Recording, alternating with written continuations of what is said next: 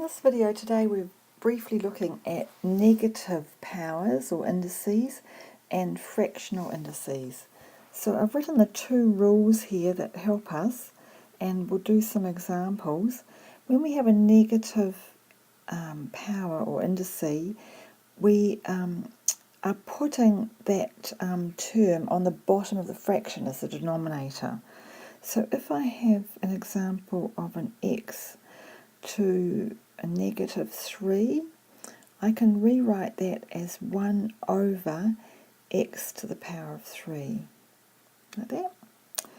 Okay, if I had 10 to the power of negative 4, that's just like writing, same as writing 1 over 10 to the power of 4, like that.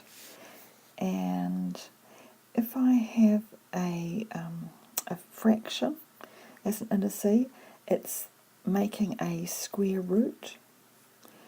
So an example, the most common one we use all the time is a square root of, for example, the square root of 9 is the same as saying 9 to the power of a half. A half is a square root. If you keep that in your mind, it helps you remember that any fractions are going to be roots, but a square root is a half.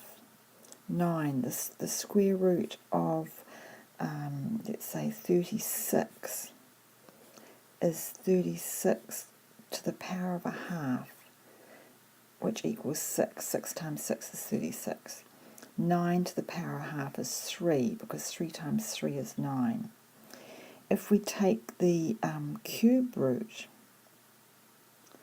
of 27, for example, is the same as saying 27 to the third, 1/3, which is 3 times 3 times 3. 3 3s are 9, 3s are 27. The cube root of 1000 is the same as saying 1000 to the power of 1/3, which is 10 times 10 is 100, times 10 is 1000, which equals 10. Okay, let's go with ones that get a little bit more complicated. Once again, if I have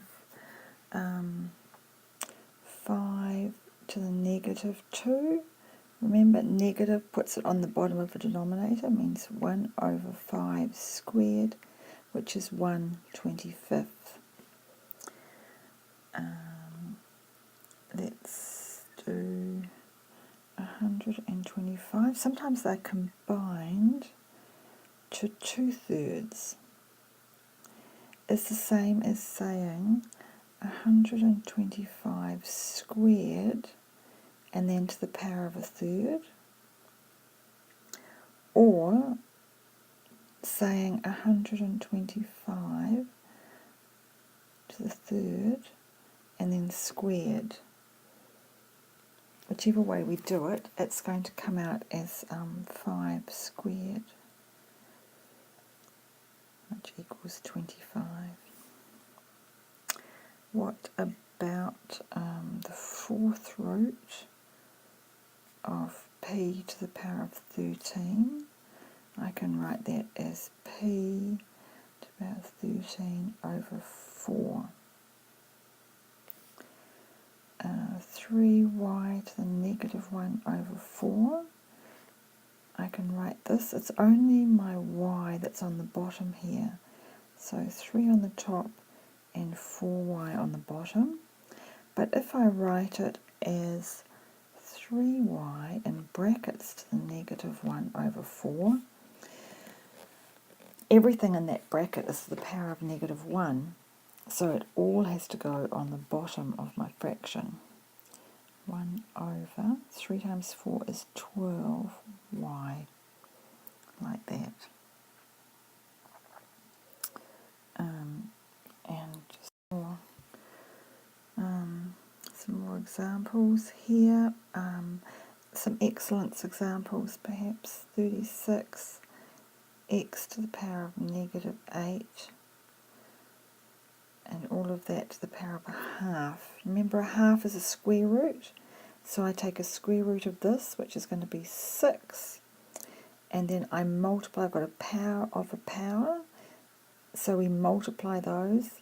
Negative 8 times a half is x to the negative 4, and this x to the negative 4 goes on the bottom, x to the power of 4. One more excellence. I have 16. Sorry, let's run it out. 16 to the power of x minus 1 over 8 to the power of 2 minus x. Now remember, when we're cancelling, we want to, the bases here in our powers need to be the same. So I'm going to change this to base 2. 2 to the power of what's 16? 2 times 2 is 4, times 2 is 8, times 2 is 16. So that's 2 to the power of 4. And that's to the power of x minus 1 over 2 to the power of 2. 2's are 4, 2's are 8. 2 to the power of 3. The power of 2 minus x.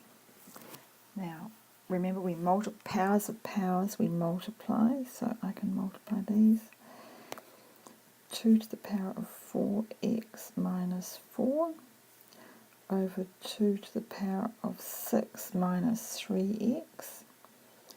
And we can subtract our powers. So that equals 2 to the power of 4x minus 4 minus, now if I put it in brackets you can see each step. I'm going to take away this.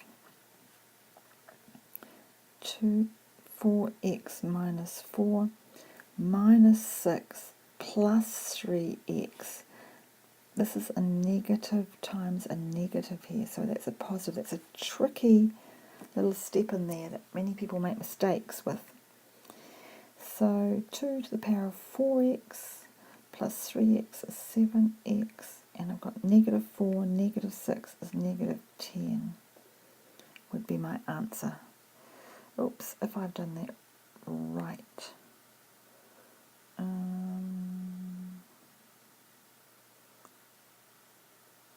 Yeah, I think I have. Okay, and that's the video for today. Thank you.